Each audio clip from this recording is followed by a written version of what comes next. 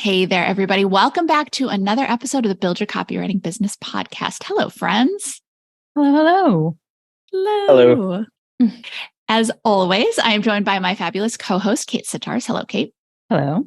Hello. Oh, just one. I know. I never know. You say a lot of hellos and it becomes, that's aggressive. I don't know. That is the feedback we get. Yeah. And Kate and I have the pleasure today of being joined by a copywriter and STAR CCA student, Mr. Joe Sabrowski. Hey, Joe, how are you? Good. How are you? Good. Thank you. Thanks for joining us today. Thank you for having me on. It is entirely our pleasure. We were just talking about you. We have had the chance to chat with you before and do some coaching sessions, especially a laser coaching session after the 2022 Pitchapalooza. And actually we're recording this and we're already getting ready for the 2024 Pitchapalooza. Very exciting. But your copywriting journey, you've come a long way. Can you give us some insight into how you got started? What got you interested in copywriting to begin with? So, I had been, I'll say, copywriting aware going back almost 4 years now. So a few false starts, dabbling, not really being fully committed. And then I found your course actually, right? I found it June 2020 in the middle of the pandemic. And I was sitting inside my condo, working remote in my 9-to-5. And I just knew I had to, I had to do something with that time to propel the career change that I had been curious about. So I became aware of it a little over a few years ago. Signed up, got sidetracked, actually pursued something else for about 1.5 years, and then sort of started in earnest. I want to say it was August 2021 of working through the course. So Awesome. Well, and we give you lifetime access for a reason. Life happens how it happens. Yeah. Yeah. If you don't mind sharing, what was it that made you want to change careers to begin with? I'll try to give you the really short version of that. We're here. Give us it all. So I studied finance. I graduated from college, December 2012, business school. And it was only at that time that I had actually discovered a passion for writing and journalism. And so I thought, okay, well, I have this job offer with Wells Fargo to start in 9 months, but I'm going to go off to the Middle East and do some freelance reporting, bug the people at Al Jazeera for an internship, which is a whole nother story. So I knew I just basically had this, what that set up was this dual track career over the past 10 years of moonlighting as a freelance journalist and just pursuing my passion, not really for the money, but just because I liked it. And finance, I was good at it and it paid the bills and it was great, but it just never really was a passion. And so I guess it was really the pandemic again that helped me shift gears and understand that, okay, I want to make more money as a writer. Oh, copywriting. So once it was on my radar, I realized I have the skills to do this. I have the, maybe the prerequisites to be primed for this. So that's really, basically, I just realized I wanted to be more independent. I wanted to either get into freelancing or change my career, maybe both. I just knew I had to make it happen. If I wanted to be happier doing something else, no one was going to do it for me. So, as someone who likes writing, right? I think going to school, I went to school for creative writing, but I was also looking at journalism. And I think that was, a big passion. I didn't know about copywriting. But I'm curious for you, just thinking of, I think there are a lot of people that are like, well, the only way to make a career is as a journalist or this, but it doesn't really pay well. So do I sacrifice paycheck for passion or vice versa or whatever? Do you have any thoughts? We were talking about this the other day in terms of getting paid to be a writer and sometimes the emotions that brings up of well, journalism is real writing and copywriting. That's, it's writing, but is it, how am it's not as valid, I guess, to get paid for this type of writing versus this other type of writing, if that makes sense. Did that come up? I think what you're getting at is some people have that that objection that comes up of like, Yes. oh, writing doesn't pay very much. Journalism, if you're lucky, you'll make it, but you might just be, grinding it out as a freelancer. And for me coming in, because copywriting was new to me after having put in so many years of work as a journalist, I saw it as just a different application. And I was really excited by it. And the marketing for CCA was, I think, very much speaking to me and what my, what were some of my pain points in my life. And so I don't think I put any particular value judgment on one or the other. For me, again, it was really exciting. Like, oh, I can actually make a very decent amount of money doing this, potentially a lot. So I'm curious because you got started with copywriting and then you kind of moved into photography and then you came back to it. Do you remember what it was that kind of led you away from copywriting and what led you back? Was it kind of happenstance, or was there any mindset stuff? So the thing that, photography and personal branding for entrepreneurs on social media was the other side hustle rabbit hole that I went down on shortly after finding out about CCA. And that was another course I took, and it was a lot of fun. And it really just gave me something to do during the pandemic of, I learned a new art. I learned a new hobby. I realized that I love editing photos. The reason I stopped that track was because I realized I didn't really like doing it for other people. I had a few photography clients, a realtor, a fitness influencer, and I had the skill set. I can help them make a really cool Instagram grid.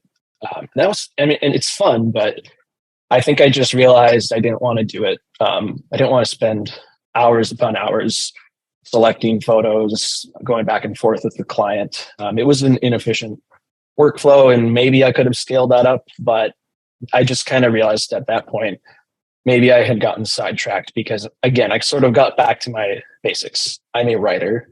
It's what I'm good at. It's what I like to do. I should take a second look at that CCA course. So that was kind of my thought process. Absolutely. Well, and good for you, though, for pursuing photography. Because the thing is that you can't know whether you're going to like something or whether you're not going to like something until you do it. And it's not like it was a loss in any way because you got paid for the projects that you did. And now and you also have those skills. Yeah. Yeah, certainly. And the familiarity with just the Adobe suite is even coming in handy now in my career. So you never know how these things are all going to tie together. So, yeah. Let's talk about your current career, if you don't Yeah. mind sharing. Yeah. Well, Yeah, so your path there too, as well.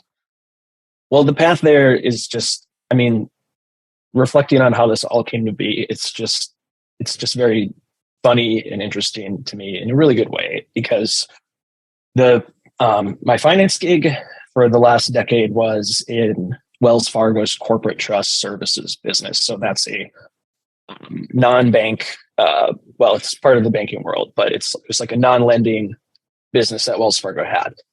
They end up selling it to an Australian company called Computershare I had never heard of. So I find out that, okay, I'm going to be moved with my team to this new company. What's that going to be like? I had been trying to get sales and marketing jobs in Wells Fargo for the last few years as well, but like long before CCA. And that had been just continually frustrating for me because I wasn't able to make it happen. So long story short, we transitioned to this company. I'm kind of just obliterated with the workload for like the first, because we're in this 2-year transition period. We're learning all these new processes. Now we're doing budgeting, which I wasn't involved in before. So again, a nice way of putting this is that it really lit the fire under me to like make a change. But I realized, hey, I'm in this new company. It's a lot smaller. It's easier to network and talk to people.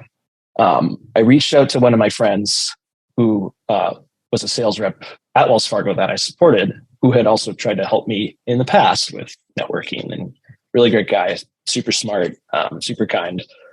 And I'm like, hey, do you know anybody in marketing here? Because by now I've done at least a few freelance projects that I actually got paid for. this is about November. This is actually a year ago is when this new opportunity started. So he puts me in touch with head of strategic marketing, Rachel Young, in my company. We have a meeting.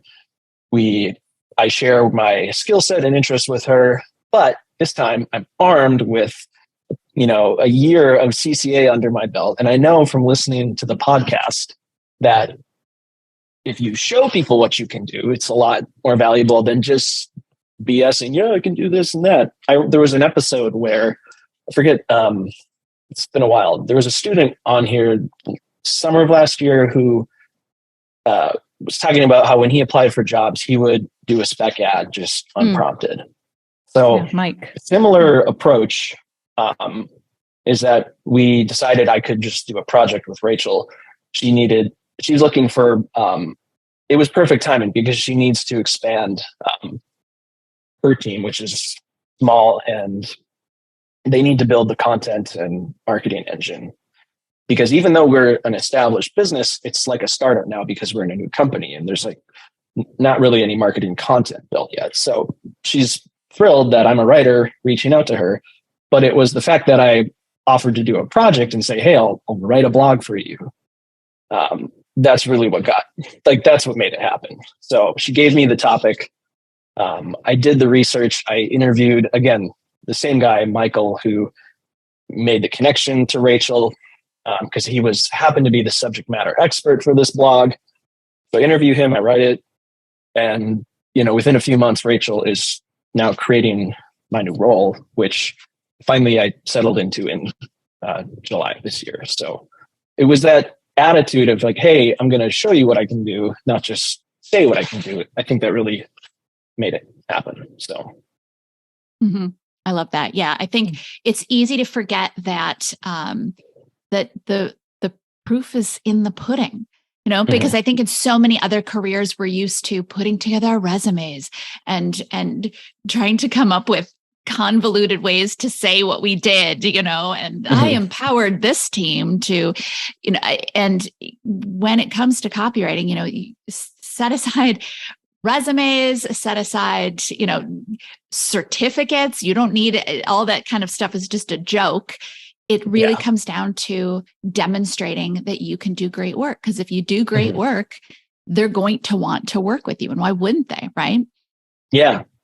And it's funny looking back because I was actually really sick at the time and just kind of like burnt out and stressed from the current workload. And I just remember like that weekend, I'm thinking like, I don't care if I'm like coughing up a lung, I'm going to write this 400-word blog because this might be the only lucky break I have for a while. I don't know when the next one's coming. So, I had enough, I think, experience and trial and error up until that point where I just kind of knew like, this is actually maybe what I should have been pursuing even a lot sooner. I mean, I had been interested in freelancing. I had been interested in full-time jobs. I just wanted to be paid as a writer. I didn't really care anymore, like how that looked. So, but like looking back, it made so much sense to start with my network. Well, to start at your current company, if you enjoyed the company and maybe not the role, but you had it sounds like great people around you. Yeah. I think it's so brilliant. I think we always look outside, new role, new company, when you could potentially just like you did, hey, they need marketing people. Let me just transition over here. Yeah. I mean, if I had never just even asked, yeah, it was really, there's a lot of work that went into just getting myself prepared for this point in my life, in my career. But the process that I've learned in this course is just very practical and simple. And so I'm happy to get into more. I guess I haven't talked much about what the job is yet, but I don't know where you want to. As comfortable as you feel sharing. Yeah, please. Yeah. No, yes, please. So, I pitched myself as a writer. I'm a copywriter. I'm a journalist, so I can write content and blogs and all that. The role that my manager, Rachel, crafted is a marketing content manager. So copywriting is probably at least, 40 or 50% of what I do, but it's really that process of building a pipeline of content and like being responsible for that from end to end, like the ideation, the topic, the research, interviewing subject matter experts, writing it, reviewing it. I don't design it, but I work with the design components, of course. And so it's really like an end-to-end process. And then there's the roles evolving, and there's some other responsibilities too, like being in charge of LinkedIn organic posting. So that's pretty fun. Also using some of my finance and Excel skills to just spend some time tracking like the website conversions at the bottom of the funnel and building out some reporting for that. So it's like just a very diverse role, but writing is really like central to it. So whether it's a website that needs to be rewritten, that's like a very clear copywriting example. And I've gotten to do that already. But then, blogs, case studies, white papers, video scripts, interactive content, I pretty much have this free reign now to propose whatever I want, and they'll consider it. I'm not in charge of everything, and I certainly shouldn't be, but there's just like this wide latitude. So even though I came in as a copywriter, it's really a content, I guess, specific role. But, again, going into the website and rewriting pages as needed, that's really fun. And then, of course, like promoting the content on LinkedIn requires LinkedIn ad copywriting. So I just feel like I'm really kind of seeing a little bit of everything. So, yeah. Does your day-to-day look different than what you thought it would be when you first got started in copywriting? It's pretty similar, I would say. I mean, what I anticipated as a copywriter was that I would, invest a lot of time learning about the business I'm supporting, doing the briefs, doing the ideation, and then the actual, of course, the writing part. So it's all of that and more. So I guess the answer to your question is like, yes, but also all this all this other stuff, like, again, like with managing LinkedIn and just some of these other responsibilities are, I think, just kind of a cool opportunity that I wasn't expecting. But, and I work with some really great people who make this all so seamless. So it's just, once you have a system in place, you don't have to expend too much mental energy on a lot of the non-writing components, but you do have to stay on top of it. So it's a lot of responsibility for sure, but that's a good thing. Mm-hmm, absolutely. And pretty cool that your first job as a copywriter entails that level of responsibility. That's pretty impressive, and congratulations on that front. Thank you. Yeah. By far, my favorite part is I just love the creative process. I love being given, hey, this is the product. We're going to shift our focus now. Go do all the research. Also, there's market research now. Tell us about the competitive landscape and the market share. So I'm learning how to do all that as well. But just, again, taking that whole objective from start to finish, and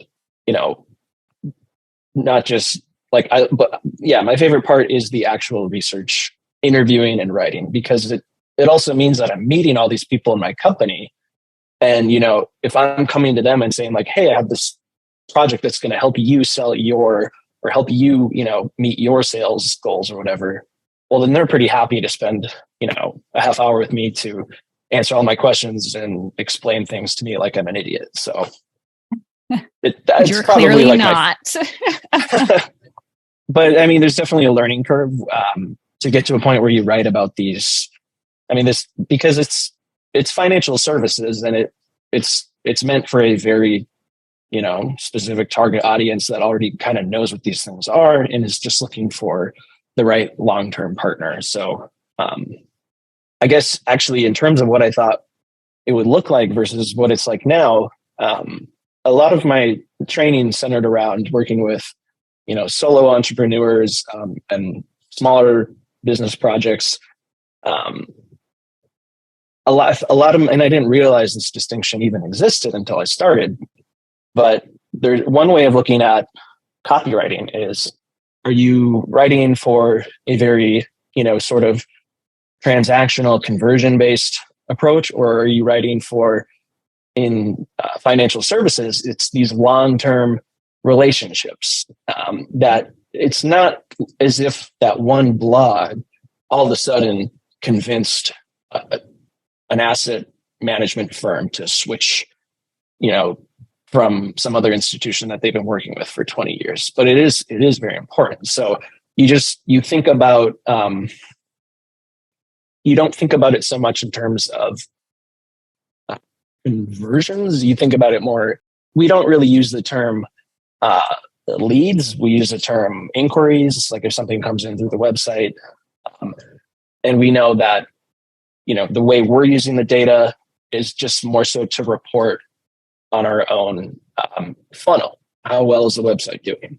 But we also know that the sales team is also on top of every single real inquiry coming into that website. So it's just a totally different approach to how I trained, but that definitely has, makes it interesting. So yeah, it could be a lot of fun to think in terms of the entire customer journey. Absolutely.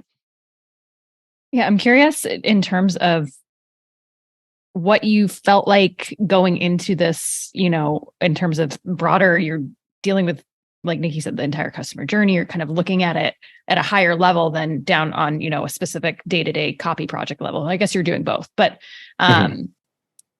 in terms of, I'm thinking of kind of worries that come up for copywriters and like, I have to know everything about marketing, like right now. Can you speak to that in terms of like how the roles kind of helped you learn more, and what any advice or recommendations you have for folks who are feeling like they have to do it all right this second?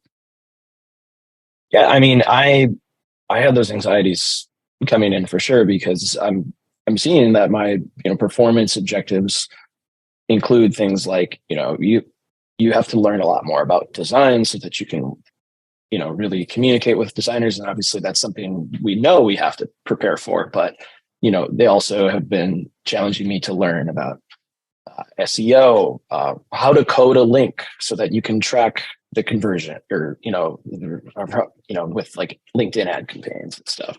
So there is a lot that I have to learn, and I've sort of reframed it as like this job is an opportunity to get educated on these things. They don't expect me to be. I'm not saying they expect me to do things that like I wasn't brought on to do.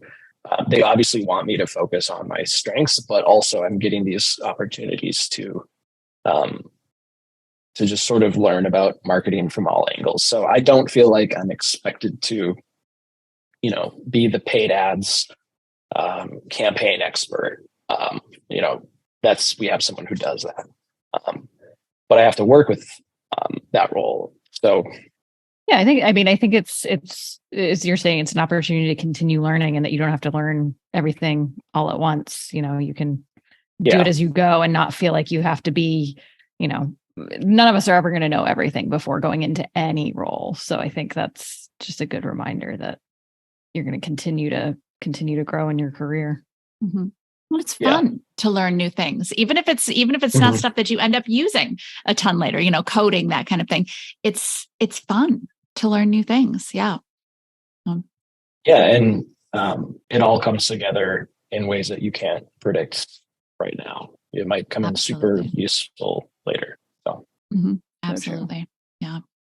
So Joe, if someone is listening to this and maybe they are kind of thinking about a career transition and kind of thinking about copywriting, what advice would you give them?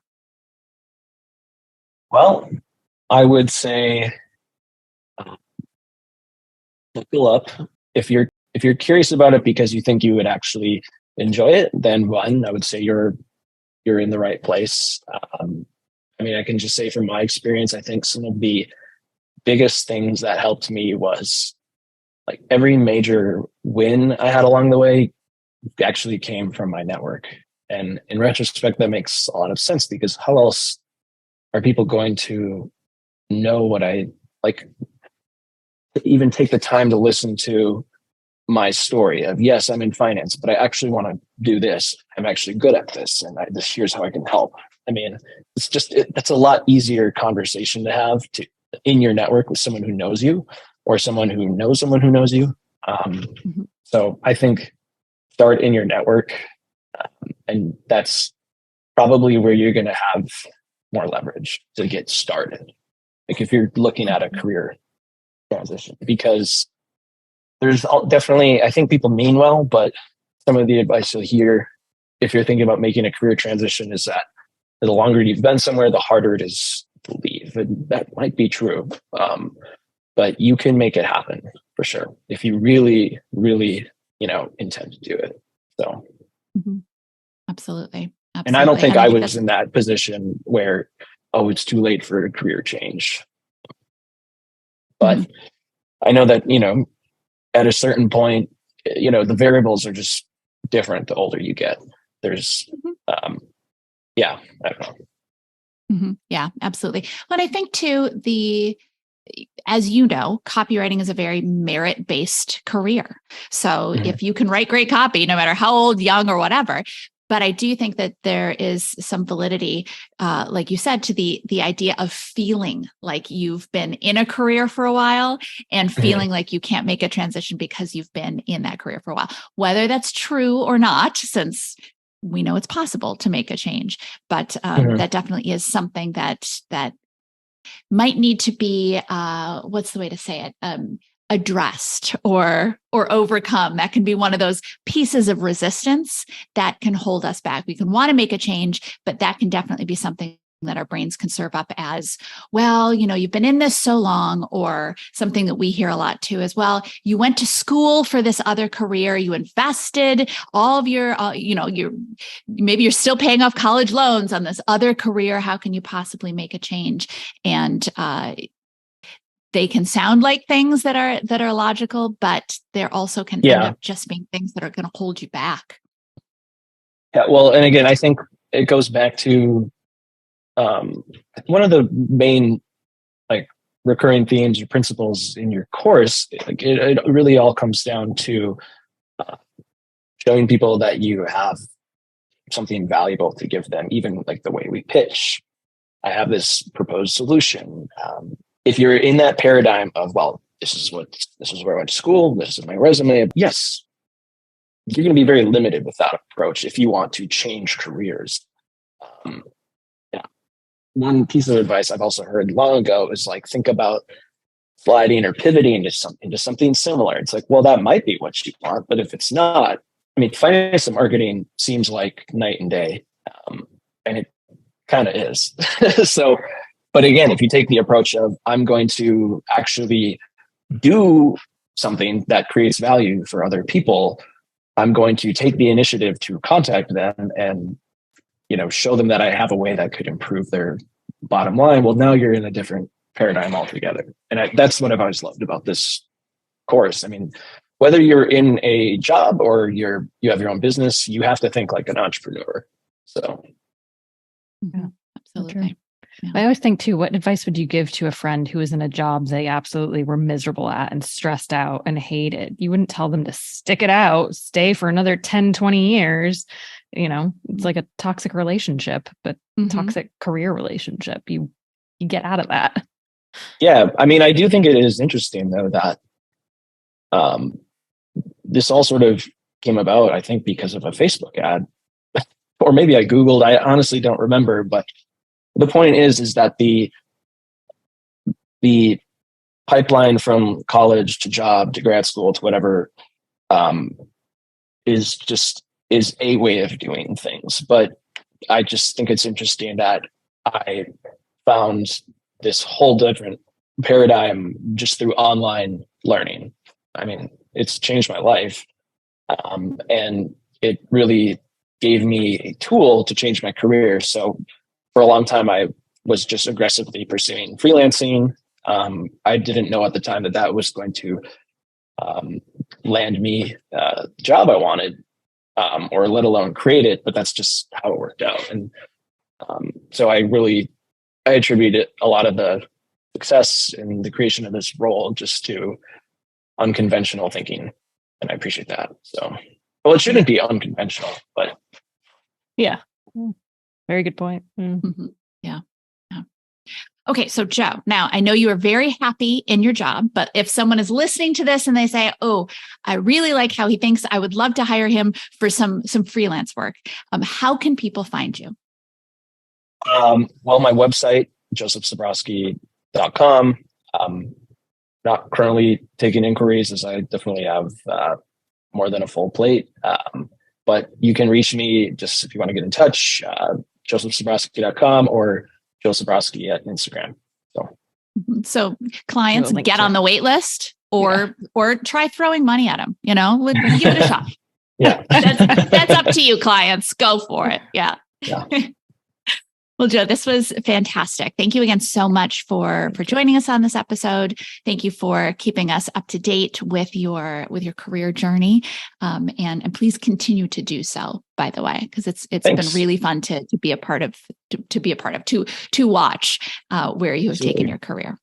And likewise, it's been really fun to be part of this course and just see all the different creative directions people have gone in with their careers. So I was checking in on a Facebook group, even if I'm not writing, I like to look at it. So yeah, it's cool. It's very cool. Good group of people. Yeah. Okay. So thank you. And so another fantastic episode is on the books, and we will catch all of you in the next episode. Bye, everybody. Like what you heard? Hit subscribe so you never miss a video. And if you're ready to take the first step toward becoming a copywriter yourself, sign up for a free video training right here.